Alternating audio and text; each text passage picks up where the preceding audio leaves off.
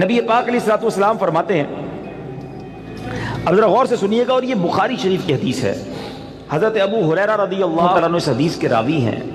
نبی پاک علیہ الصلوۃ والسلام نے فرمایا، کسی عورت سے نکاح کے لیے 4 چیزوں کو مد نظر رکھا جاتا ہے۔ نارملی 4 چیزیں یا 4 میں سے کوئی 1-2 چیزیں لوگ دیکھ رہے ہوتے ہیں۔ نمبر 1 اس کا مال، پیسے والی ہے کہ نہیں۔ نمبر 2 حسب نسب، خاندان کیسا ہے۔ نمبر 3 حسن و جمال، اور نمبر 4 کچھ لوگ ہوتے ہیں جو دینداری بھی دیکھتے ہیں۔ آقا فرماتے ہیں، تمہاری ناک خاک آلود ہو یا تمہارا ہاتھ خاک آلود ہو، تم دیندار عورت کے حصول کی کوشش کرو۔ یعنی دینداری کو فوقیت دینی چاہیے۔ احادیث کا یہ مضمون بھی ملتا ہے کہ جو کسی عورت سے عزت کے لیے شادی کرے وہ ذلیل کر دیا جاتا ہے، کوئی دولت کے لیے شادی کرے وہ غریب اور فقیر کر دیا جائے گا، اور جو دینداری کے لیے شادی کرتا ہے اللہ اسے عروج، برکت اور خوشیاں عطا فرماتا ہے۔ تو موسٹ پریورٹی، پہلی ترجیح کیا ہونی چاہیے؟ یہ ہے تھوڑا سا مشکل، اصل میں یہ باتیں جو ہے نا نوجوانوں کو سمجھ نہیں آتی۔ جو شادی شدہ ہے نا، یہ شکل و صورت جو ہے نا، یہ اس کی اہمیت بعد میں بہت تھوڑی رہ جاتی ہے۔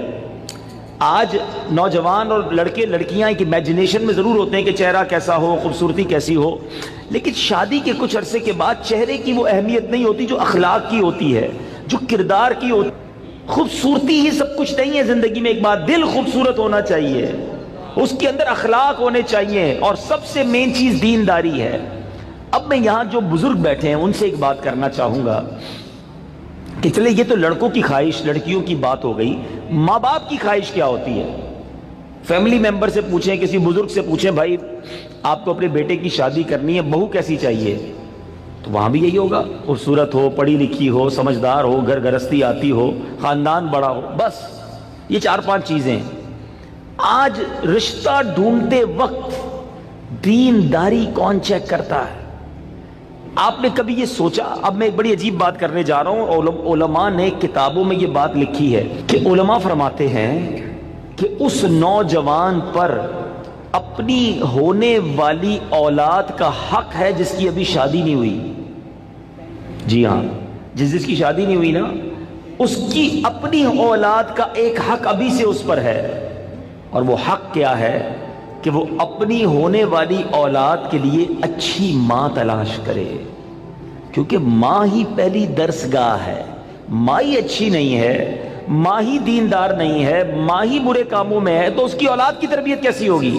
یعنی آپ نے اپنی ہونے والی اولاد کے ساتھ ظلم کیا اگر آپ نے ان کے لیے اچھی ماں تلاش نہ کی۔ سیدی غوث اعظم رضی اللہ عنہ کی ہم نام کی مالا جپتے ہیں، غوث پاک کے غلام کہلاتے ہیں، سارے تقریباً قادری بیٹھے ہوں گے، ہیں پیرانے پیر کے چاہنے والے ہیں نا۔ غوث پاک کی شان کیا تھی؟ مدرسے میں گئے، قاری صاحب نے کہا پڑھو بسم اللہ الرحمن الرحیم، میرے غوث پاک نے بسم اللہ سے شروع کیا اور 18 پارے زبانی سنا دی۔ قاری صاحب نے کہا پہلا دن ہے مدرسے میں، پہلے دن تو بچہ بسم اللہ مشکل سے پڑھتا ہے، تم نے زبانی 18 پارے سنا دیے، اور بھی سناؤ۔ کہا اتنی یاد ہے؟ کہا کدھر سے یاد کیے؟ کہا میں جب ماں کے پیٹ میں تھا میری ماں 18 پاروں کی حافظہ تھی، ماں تلاوت قرآن کرتی تھی، ماں کے پیٹ میں ہی میں نے قرآن یاد کر لیا۔ وہ حافظہ تھی تو بچے کو برکت ملی نا۔ اب جو ماں فلمیں دیکھنے والی، گانے سننے والی، بے پردہ گھومنے والی، نمازیں قضا کرنے والی ہوگی، اس کے پیٹ میں جب بچہ ہوگا تو کیا اثر پڑے گا بچے پر؟ خاتون جنت بی بی فاطمہ، نبی پاک علیہ الصلوۃ والسلام کی شہزادی نے حسنین کریمین کو کیسے پالا ہے؟ یہ جنت کے پھول ایسے ہی نہیں ہیں۔ بی بی فاطمہ جب جھولا جھلاتی تھی تو قرآن کی آیتیں پڑھا کرتی تھی، بچپن سے قرآن سنا ہے حسنین کریمین کے کانوں نے۔ ہمارے بچے کیا سنیں گے اگر ماں دیندار نہ ہوئی؟ صرف خوبصورتی، صرف پیسہ، صرف جہیز۔ نہ کریں ایسا، وہ بچے بھی نہ کریں ایسا، اور ان کے ماں باپ بھی نہ کریں ایسا۔ سب سے پہلی چیز رشتہ کرنے سے پہلے جو دیکھنی ہے وہ اس کا عقیدہ دیکھو، اس کے ایمان کیسا ہے۔ بہت زبردست خوبصورت بھی ہے، پیسہ بھی ہے، جہیز بھی لائے گی، مگر اللہ رسول کے بارے میں عقیدہ اچھا نہیں ہے، اولیاء کے بارے میں کچھ اور سوچتی ہے، غوث پاک کی 11ویں منانے کو شرک سمجھتی ہے، اگر ایسی عورت ہے جو میلاد منانے کو جناب بدعت سمجھتی ہے، اگر ایسی عورت تمہارے گھر میں آ گئی جو صحابہ کرام یا اہل بیت اطہار کے بارے میں برے خیالات رکھتی ہے، بتاؤ نا کس کام کا اس کا پیسہ، کس کام کی اس کی خوبصورتی جو میرے پورے گھر کے عقیدے کو برباد کر کے رکھ دے۔ اس باپ پر تف ہے اور اس نوجوان پر بھی تف ہے کہ جس نے شادی کرتے وقت یہ نہ دیکھا کہ میری ہونے والی جو بیوی ہے اس کا عقیدہ کیا ہے، اور پھر نماز پڑھتی ہے کہ نہیں، پردہ کرتی ہے کہ نہیں۔ ارے اگر بے نمازی اور بے پردہ عورت تمہارے گھر میں آتی ہے تو وہ کیا بچے کی تربیت کرے گی اور تمہارے آئندہ آنے والی نسلوں کا کیا ہوگا؟ اور اسی طرح جو میری بہنیں مجھے سن رہی ہیں اور وہ مائیں جو مجھے سن رہی ہیں، وہ والد جو مجھے سن رہے ہیں کہ جو اپنی بچیوں کے لیے رشتہ تلاش کر رہے ہیں، کیا دیکھتے ہیں؟ بچہ دکھتا کیسا ہے؟ ارے بھائی دکھنے میں کمزور ہوگا پھر بھی چلے گا، پیسے کتنے کماتا ہے یہ بتاؤ، ہیں؟ خاندان کیسا ہے؟ اچھا پھر ہم 2-3 برائیاں چیک کرتے ہیں، یہ بھی بڑا عجیب معاملہ ہے۔ کیا چیک کرتے ہیں؟ شراب تو نہیں پیتا، جوا تو نہیں کھیلتا، نشہ تو نہیں کرتا، بس یہ 2-3 برائیاں ہی چیک کرنی ہے۔ یقیناً شراب پینا حرام ہے، جوا کھیلنا حرام ہے، نشہ کرنا اچھا نہیں ہے، لیکن نماز نہ پڑھنا کوئی گناہ نہیں ہے، سب سے بڑا گناہ ہے۔ اچھا پھر یہ تینوں چیزیں پتہ ہے کیوں چیک کرتے ہیں ہم؟ اپنے دل سے پوچھو، گناہ ہے اس لیے یا لوگوں کو برا لگتا ہے اس لیے؟ خاندان کا نام خراب ہو جائے گا نا، کسی نشئی کو داماد بنا لیا، کسی شرابی کو داماد بنا لیا، اپنی بیٹی کسی جواری کے ہاتھ میں دے دی، لوگ کیا کہیں گے؟ اس لیے اللہ ناراض ہوگا اس کی فکر نہیں۔ اگر اس کی فکر ہوتی تو پہلے یہ چیک کرتے اس کا عقیدہ کیا ہے۔ ایسا بھی ہوا ہے، ہم نے دیکھا ہے کہ اپنے باپ نے اپنی بیٹی کو پردہ کرایا ساری زندگی، اولیاء کرام صحابہ کی محبت گھر میں تھی، اور ایسی جگہ بیٹی بیاہ دی کہ شادی ہونے کے بعد سسرال والوں نے کہا کہ پردہ ختم کرو، ہمیں پردہ اچھا نہیں لگتا، اور خبردار آئندہ اولیاء کرام کا نام لیا۔ اب باپ سر پکڑ کے روتا ہے، پتہ نہیں اپنی بیٹی کدھر دے دی۔ اب خیال آیا تمہیں، پہلے نہیں سوچنا تھا؟ رشتے میں سب سے پہلے عقیدہ ہے، مگر جو کسی کا آقا ہو اس کی تربیت ایسی کی جا رہی ہے تو مجھے بتائیے آج کا ملازم ہمارا غلام تو نہیں ہے نا؟ آج تو ہم نے اس سے ایک وقت کا اجارہ کیا ہے کہ جناب آپ 8 گھنٹے کے لیے میرے پاس آئیں گے اور پرٹیکولرلی یہ کام کریں گے، جو کام دیا میں اس سے وہ کام لے سکتا ہوں، نہ میرا وہ زر خرید غلام ہے، شام کو جا کر وہ کچھ بھی کرے اس کا میرا کوئی کانٹریکٹ ہی نہیں ہے۔ مگر اس کے باوجود جو آج ملازمین کے ساتھ سلوک کیا جاتا ہے، غلام کے ساتھ اچھا سلوک کرنے کا اسلام درس دیتا ہے، تو ملازمین کے ساتھ تو اس سے بڑھ کر اچھا سلوک کرنا ہوگا نا، کیونکہ وہ تو غلام بھی نہیں ہے۔ مگر آج غریب ملازمین کے ساتھ جس طرح بعض لوگ بیہیو کرتے ہیں، میں ایسا نہیں کہتا کہ سارے لوگ کرتے ہیں، ماشاءاللہ کچھ ہم نے دیکھا، چاہے وہ فیکٹری اونرز ہوں یا مالکان ہوں کاروبار کے، وہ بچوں جیسا سلوک کرتے ہیں، اور کرنا بھی یہی چاہیے۔ وہ غریب ہے تو اس کا مطلب یہ نہیں کہ اس کے پاس دل نہیں ہے، اور اسلام ہمیں حقوق بیان کرتا ہے اور ہمارے صحابہ نے اس کو کس طرح امپلیمنٹ کیا۔ اب یہ ایک بات ذہن میں رکھنی ہے، نبی پاک کی ایک حدیث یاد رکھیے گا، میرے آقا علیہ الصلوۃ والسلام فرماتے ہیں من آذا مسلما فقط آذانی ومن آذانی فقط آذ اللہ، جس نے کسی مسلمان کو تکلیف دی۔ اب اس میں کہیں بھی ایسا نہیں ہے کہ اپنے برابر کے مسلمان کو تکلیف نہیں دینی ہے۔ میں چیمبر آف کامرس کا ممبر ہوں تو کسی چیمبر آف کامرس کے ممبر کو تکلیف نہیں دینی، میں فیکٹری مالک ہوں تو کسی فیکٹری مالک کو تکلیف نہیں دینی، میں ایک ایلیٹ کلاس یا اچھی کلاس کا رہنے والا ہوں تو اپنی طرح کے لوگوں کو تکلیف نہیں دینی۔ یہ مطلقاً حدیث ہے، من آذا مسلمن، ٹھیلے والے کو بھی تکلیف نہیں دینی جو مسلمان ہے، جو جناب میرا ملازم ہے اسے بھی تکلیف نہیں دینی، جو میری فیکٹری کا دروازہ کھولتا ہے مجھے اسے بھی تکلیف نہیں دینی۔ بلکہ میں آپ کو سچ بات بتاؤں، یہ وہ لوگ ہوتے ہیں کہ جن کے ساتھ اچھا سلوک کر کے ہم اپنے رب کو بہت راضی کر سکتے ہیں۔ اب ایک اور واقعہ سنیے، اور سبحان اللہ یہ واقعہ بھی حضرت بلال حبشی ہی سے ریلیٹ کرتا ہے۔ اب آپ ایک اور بات سمجھیے، حضرت بلال حبشی کا بیک گراؤنڈ کیا تھا؟ حبشہ جو ہے وہ ایتھوپیا کو کہتے ہیں، آج کل وہ ملک ایتھوپیا ہے، ٹھیک ہے نا؟ اٹ مینز وہ افریقن تھے، عرب کے اندر ایک افریقن غلام کے طور پر وہ آئے تھے، اور آپ نے بہت ڈیفیکلٹ لائف اسلام کے لیے گزاری۔ جو آپ کا آقا تھا نا امیہ، میں نے وہی کہا کہ باٹ کر لیتے تھے، خرید لیتے تھے، وہ بہت سخت اسلام دشمن تھا۔ اب امیہ کو جب پتا چلا کہ حضرت بلال مسلمان ہو گئے، اب اس نے حضرت بلال پر مظالم کے پہاڑ توڑ دیے.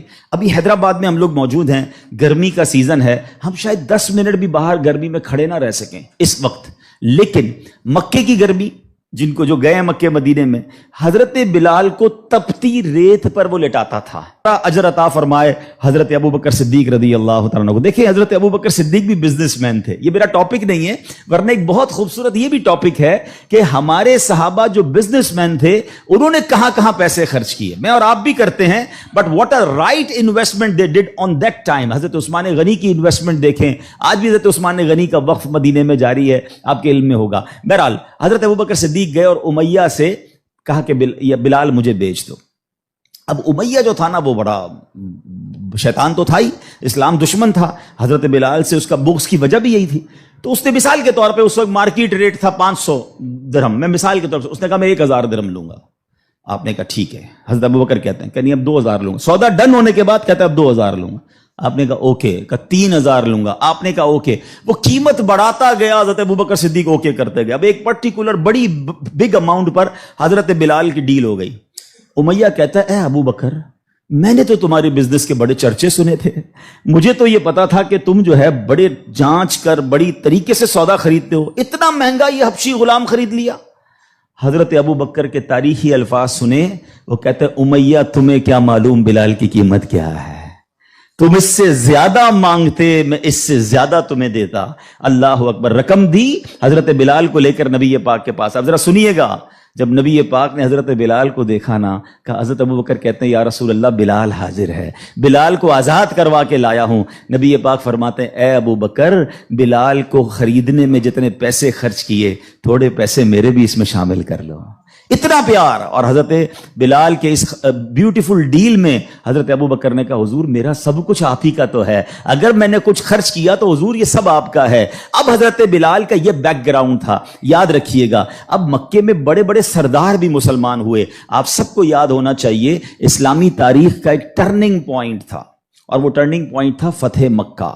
ٹھیک ہے نا, فتح مکہ سے پہلے 10,000 لوگ مسلمان ہوئے. میں تھوڑا سا 1-2 منٹ میں تھوڑا سمرائز کر دوں تاکہ آپ میرے ساتھ اور انوالو بھی ہو جائیں, اور یہ تاریخ پتہ ہونی چاہیے. فتح مکہ ہوتی ہے 10 ہجری میں. 10 ہجری کا مطلب 8 ہجری میں, معاف کیجیے گا, فتح مکہ ہوتی ہے 8 ہجری میں. 8 ہجری کا مطلب ہے کہ نبی پاک علیہ الصلوۃ والسلام نے جو 40 سال کی عمر میں اسٹرگل آف اسلام شروع کی, اس کے 13 سال مکے میں گزارے, 8 سال مدینے میں گزارے. 13 اور 8 کتنے ہو گئے؟ 21 سال. 21 ایئرز میں 10,000 مسلمان ہوئے تھے. سمجھ رہے بات کو؟ اور اب کانکر ہوتا ہے مکہ. جب مکہ فتح ہوا اور تمام مظالم کرنے والے لوگ موجود تھے, سرداران مکہ موجود تھے, اور ان کو پتا تھا آج ہمارے تکہ بوٹی کر دیے جائیں گے, آج ہمارے سر قلم کر دیے جائیں گے, کیونکہ ہم نے تو اتنا ستایا ان کو, مکہ چھوڑ کے مدینے جانا پڑا. مگر اینڈ آف دا ڈے جو نبی پاک کا شاندار فیصلہ تھا کہ آپ نے سب کو معافی کا اعلان فرما دیا. یہاں تک کہ صحابہ کرام کی جن پراپرٹیز پر مکے کے کفار نے قبضہ کر لیا تھا, میرے آقا نے کہا وہ پراپرٹیاں بھی تمہیں ہم واپس نہیں لیں گے, وہ بھی تمہاری ہو گئیں. اس معافی کا فائدہ کیا ہوا یہ سمجھنا بہت ضروری ہے کہ 10,000 مسلمان ہیں 21 سالہ کوشش میں, اور سن 10 ہجری میں آفٹر 2 ایئرز جب میرے آقا فتح مکہ کے بعد حج فرماتے ہیں, جس کو ہم حجۃ الوداع کہتے ہیں, اور خطبہ حج کے موقع پر میدان عرفات میں 1,24,000 صحابہ کرام ہوتے ہیں. معافی کا فائدہ دیکھ رہے ہیں؟ ہم کہتے ہیں بدلہ لوں گا, دشمنی چلے گی, نسل در نسل چلے گی, مٹا کے رکھ دوں گا, چھوڑوں گا نہیں. لڑائی کر کے دیکھ لو یا معاف کر کے دیکھ لو. ایک معافی نے اسلام کو کہاں پہنچایا؟ 10,021 سالوں میں, اور معافی کے بعد ودن 2 ایئرز 1,24,000 صحابہ کہاں موجود ہیں؟ عرفات کے میدان میں موجود ہیں. اینڈ فرام دیٹ ڈے, ایک اور بات, ہسٹری پڑھیے اسلام کی, فتح مکہ کے بعد اسلام نے جو ٹیک آف کیا ہے, آج تک اسلام پیچھے نہیں گیا. 200 کروڑ مسلمان ہیں آج دنیا میں. یہ فیضان ہے فتح مکہ کے اس اعلان کا, لا تثریب علیکم اليوم, آج تم سب آزاد ہو, تم سے کوئی سوال نہیں ہوگا. اور اس کے بعد سے اسلام کو جو عروج ملا. لیکن بھائی تربیت کا ٹائم تھا نا, جب یہ فتح مکہ ہو گیا نا, تو پیارے آقا علیہ الصلوۃ والسلام نے اب مکے کی چابی, کعبے کی چابی ملی, اور اب کعبے کی چھت پہ اذان دینی تھی. یعنی ایک طرح سے یہ ایک وکٹری کا اعلان تھا. تو نبی پاک نے کس کو کہا؟ حضرت بلال کو کہا کہ ایک بلال جاؤ اور کعبے کی چھت پہ اذان دو۔ اب جو سرداران مکہ تھے نا، وہ کہتے ہیں یار ہم اتنے بڑے بڑے سردار، اتنی بڑی فیملی سے تعلق رکھنے والے ہیں، اتنا پیسہ ہمارے پاس، اتنے بڑے قبیلے کے سربراہ، اور آج اتنے عظیم موقع پر جو فتح مکہ کے بعد اذان دینے کا موقع، وہ بھی کعبے کی چھت پر، وہ کس کو دیا جا رہا ہے؟ ایک حبشی غلام کو۔ اللہ اکبر! یہ خبر نبی پاک تک پہنچ گئی کہ کچھ لوگ بے چین ہیں، کچھ لوگوں کو یہ برا لگ رہا ہے کہ بلال کو یہ موقع کیوں ملا، ہم بڑے خاندان والے، ہم پیسے والے۔ پیارے آقا علیہ الصلوۃ والسلام نے ان کو بلایا۔ پہلے تو نبی پاک نے سوال کیا کہ کیا آپ لوگ ایسی باتیں کر رہے تھے؟ کہ جی حضور کر رہے تھے۔ اب نبی پاک نے کیا فرمایا؟ نبی پاک کی گفتگو سے پہلے قرآن کی آیت نازل ہوتی ہے اور رہتی دنیا کے لیے ایک اصول بیان ہو گیا۔ اب یہ اصول مجھے اور آپ کو یاد رکھنا ہے۔ اللہ کریم قرآن میں ارشاد فرماتا انا اکرمکم عند اللہ اتقاکم، فرمایا بے شک اللہ کے یہاں تم میں زیادہ عزت والا وہ ہے جو تم میں زیادہ پرہیزگار ہے۔ یہ وہ فارمولہ ہے جو مجھے یاد رکھنا ہے۔ پیسے والا زیادہ عزت والا نہیں ہے، جناب میں فلاں چیمبر کا صدر تو وزیر نائب صدر تو فلاں علاقے کا ہیڈ تو جناب قومی اسمبلی کا ممبر تو منسٹر یا جناب مل اونر، نہیں، فلاں خاندان میرے سر نیم میں یہ نیم لگتا ہے جس کی وجہ سے میرا بہت بڑا خاندان ہے۔ قرآن نے فیصلہ کر دیا ہے ان اکرمکم عند اللہ اتقاکم، اللہ کے نزدیک عزت والا وہ ہے جو زیادہ پرہیزگار ہے۔ وہ میرا ملازم بھی ہو سکتا ہے، وہ میرا خان سما بھی ہو سکتا ہے، وہ میرا غریب رشتہ دار بھی ہو سکتا ہے، وہ باہر ٹھیلا لگانے والا بھی ہو سکتا ہے، اگر وہ اللہ کی بارگاہ میں پرہیزگار ہے وہ سب سے زیادہ، ہم سب سے زیادہ عزت والا ہے۔ اور یہی اسلام کا حسن ہے۔ اچھا مزے کی بات یہ ہے، ایک طرف تو یہ حسن ہم پریکٹیکلی بھی پریکٹس کرتے ہیں۔ مثال کے طور پہ بعض اوقات آفس میں نماز کا ٹائم ہو گیا اور ہمارے کسی ملازم میں کوئی باشرہ ہے یا حافظ صاحب ہے یا اچھا تلاوت کرنے والا ہے، ہم اس کو کہتے ہیں حضرت آپ نماز پڑھا دیں۔ بالکل اچھی بات، یہ تو اعلان ہے نا کہ بھائی آپ سیٹ ہیں، آپ پیچھے ہیں، اور امامت کون کر رہا ہے؟ ایک نارمل سا انسان ہے، لیکن وہ عبادت گزار ہے، اس کو قرآن آتا ہے، مگر صرف نماز کی حد تک۔ امام صاحب نے نماز پڑھا دی، پھر جا کر اس سے وہی انداز اختیار کرنا ہے جو عام ملازمین سے کرنا ہے؟ نہیں، یہ فارمولہ ہمیں اسلام سکھا رہا ہے۔ تو یہاں میرا جو آج ٹاپک ہے کہ سیٹ اور ملازم میں فرق، یہ ہمیں نہیں کرنا ہے۔ ٹھیک ہے، کاروبار ہے، آپ اس سے کام لیں، آپ اس سے اجرت پر کام لے رہے ہیں، مگر آپ نے اسے خریدا نہیں ہے، اور اگر خرید بھی لیا ہے تو اس کے اوپر زیادتی کی اجازت نہیں ہے۔ مگر آج چونکہ غریب لوگ ہیں، بیچاروں کو جاب ملتی نہیں، تو جو منہ میں آیا کہہ دیتے ہیں، جس طرح ڈانٹنا ہے ڈانٹ دیتے ہیں، اور بعض اوقات تو گالیاں نکالتے ہیں۔ مجھے یاد ہے ایک صاحب مجھے ملے اور مجھے جو ہے وہ میں نے پوچھا، ایسے تھوڑا سا کلوز تھے، کہ یار آپ کی سیلری کتنی ہے؟ اب یہ تھوڑی چند سالوں پرانی بات ہے۔ He is not that much professional, normal سا انسان تھا، منشی ٹائپ کے جیسے ہوتے ہیں نا۔ تو کہتے 80,000 تنخواہ ہے۔ میں نے کہا ماشاءاللہ تنخواہ تو اچھی ہے۔ تو کہتے ہیں 40,000 کام کے ہیں، 40,000 گالیوں کے ہیں۔ تو میں حیران ہو گیا، کہتا صبح سے شام گالیاں سنتا ہوں بھی بھائی، کیا کروں، غریب آدمی ہوں، پیسے اچھے ملتے ہیں اس لیے چھوڑ نہیں سکتا۔ اب میں نے سوچا کہ وہ جو مالک ہے، وہ جو سیٹ ہے، وہ قیامت کے دن کیا جواب دے گا؟ کیا پیسے دے کر گالی دینے کی تمہیں اجازت مل گئی ہے؟ کیا ذلیل کرنے کی اجازت مل گئی؟ ایسا نہ کریں پلیز۔ ہمارا اسلام ہمیں بہت خوبصورت مساوات کا درس دیتا ہے، اور غریب لوگ تو زیادہ ڈیزرو کرتے ہیں انہیں پیار کرنے کا۔ نبی پاک علیہ الصلوۃ والسلام کو، اب میرے آقا کا انداز دیکھیے گا، صحابہ بھی تو غریب تھے نا۔ اب صحابہ میں ایک بہت بڑی تعداد تھی جو اصحاب صفہ کے تھے۔ اصحاب صفہ آپ گئے ہوں گے مدینہ شریف، اللہ بار بار ہم سب کو حاضری عطا فرمائے۔ وہاں ایک بینچ، ایک چبوترا بنا ہوا ہے۔ یہ جو اصحاب صفہ تھے نا، یاد رکھیے گا، یہ اپروکسیمیٹلی 70 کے قریب ہوتے تھے، ان کی تعداد پلس مائنس ہوتی تھی۔ ان میں بہت بڑا نام حضرت ابو ہریرہ رضی اللہ تعالیٰ عنہ کا بھی ہے۔ یہ صحابہ اتنے غریب تھے کہ ان کے پاس گھر نہیں ہوتا تھا، ان کے پاس پہننے کے لیے پورے کپڑے بھی نہیں ہوتے تھے، ایک لباس، ایک چادر پہن کے بعض اوقات بیٹھے ہوتے، مگر شوق کیا تھا کہ علم دین سیکھنا ہے، نبی پاک علیہ الصلوۃ والسلام سے تربیت لینی ہے۔